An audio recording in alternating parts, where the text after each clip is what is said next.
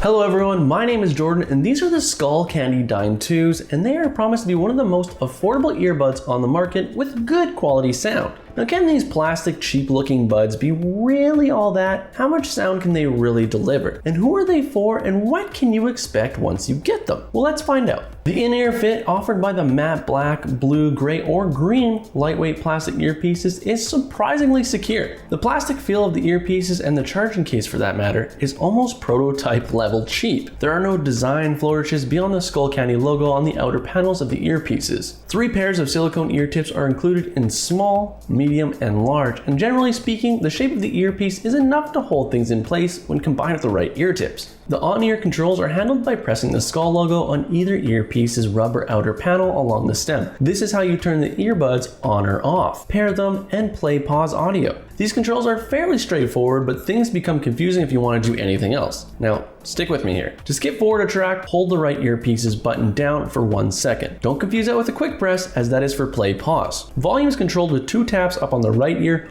or down on the left ear. Voice assistant are summoned with 3 taps, and a single press answers an incoming call. As you might imagine, mixing presses with holds is bound to create some misfires when one button handles everything, but I mean, if you use them for a long time, you might start to master it, but man, this is really unnecessarily confusing. The earpieces have an IPX4 rating, which means they can handle splashes and exposure to sweat. Wearing them in light rain or while exercising shouldn't be an issue, but avoid washing them under a faucet. And remember that charging case has no water resistance rating, so the earpieces need to be completely dry before docking them. The case has a cut-through lid that reveals when earpieces are docked, showing the rubberized stems so you can always see that they're in there. The flip-top lid is probably the least protective of any case I've ever tested, made of lightweight plastic that, as the cut-through panels hint at, is almost there for just show. Now the charging contacts on the interior are essentially exposed whenever the earpieces aren't docked, so find a safe and dry place to store the case when it's not in use. Don't take these earbuds out in the bathroom and leave them next to a sink. There's a micro USB port in the back panel for the included charging cable, and if the case has one minor flourish, it's the lanyard fastened to one of its rounded corners. Now,